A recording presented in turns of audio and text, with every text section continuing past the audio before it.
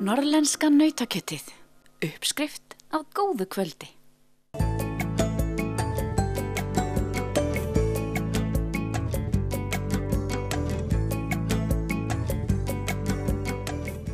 Árleg vetrarfuglatalning fór fram í janúar 2018 og var þetta jafnframt í 67. skipti sem þessar talningar eiga sér stað. Að þessu sinni voru taldir 32.358 fuglar á 28 svæðum í Þingeyjarsýslum. Aldrei áður hafa svo margir fuglar eða svo mörg svæði verið talin í Þingeyjarsýslum. Ja, þetta er hluti af vetrartalningu sem á sér stað allt í kringum landið sem að Náttúrufræðistofnun Íslands hefur haldið utanum frá upphafi.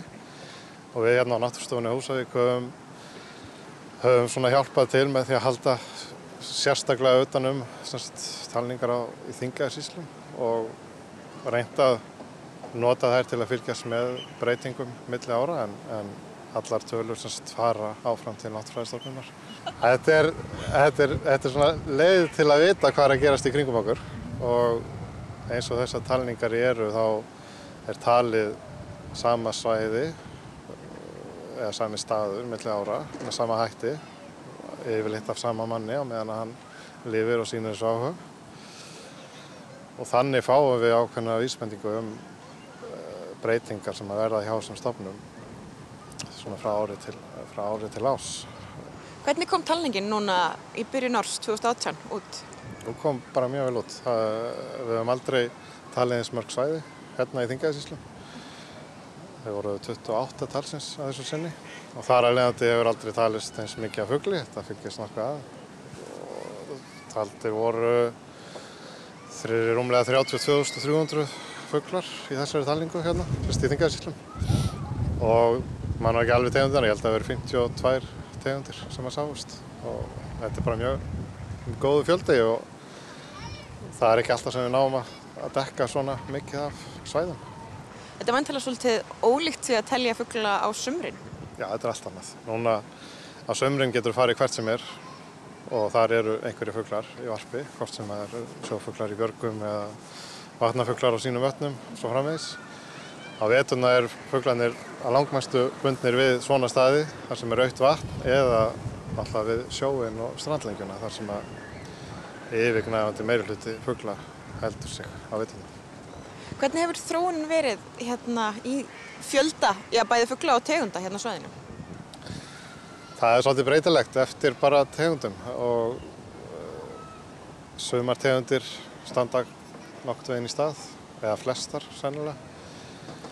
Aðra tegundir sem við sjáum er að fjölga hér, til dæmis í kringum Tjörnesið, það er toppönd og dílaskarfur, svona ef við lítum nokkra áratugi aftur í tíma.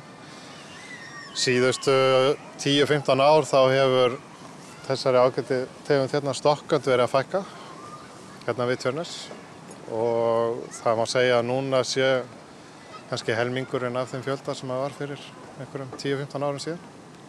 Hvað er svona sem veldur við? Þetta er náttúrulega bara talningarnar að gefa okkur þessar grunnupplýsingar. Svo þegar eitthvað kannski slæmt gerist þá þurfa menn að fá að skoða nánar hvað það er og það má svo sem ekki gleyma því heldur að við erum bara að skoða hér á Náttúrustofunni þessar breytingar á Norðausturlandi sem endurspegla endilega eða breytingar á landsvísu. En það er stokkandinn og æðarfuglinn líka hefur farið niður á við hérna síðustu 10-15 árum. Og æðarfuglinn hér er í rauninni blandaður af íslenskum æðarfugli og svo æðarfugli sem er að koma til vetursetu frá Grænlandi og Svalbarða. Í vetrartalningunni er æðarfuglinn langalgengastur. Eins og núna í vetur, þetta voru yfir 30.000 fuglar, af þeim eru 17.000 æðarfuglar.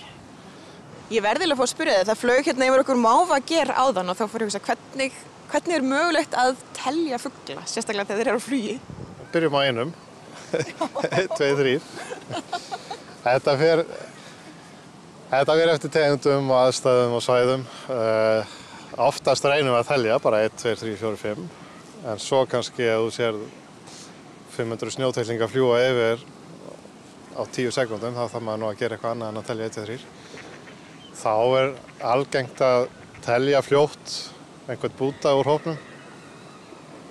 Einn búti eða 2 búta eftir því hvað er þéttast. fara upp í 10-20, þá sér maður cirka hvað myndar 20 fugla, svo bara margfaldar maður upp, hvort maður með yfir 10, 20 eða 50.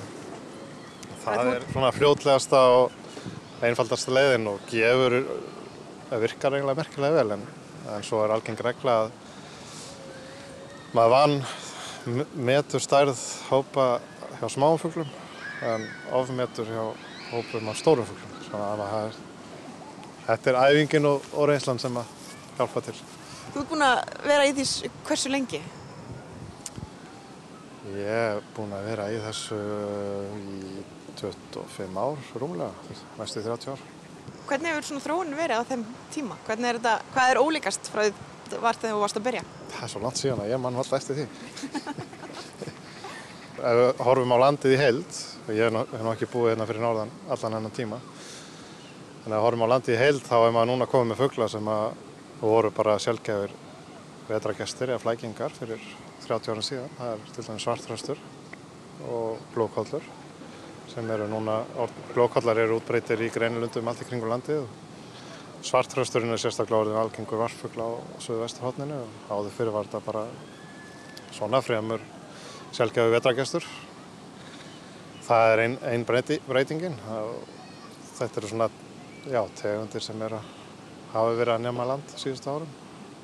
Á meðan að við höfum svo sem ekki tapað mörgum tegundum á þessum tíma. Þannig að þeim eru að fjölga? Hægt og bítandi, já.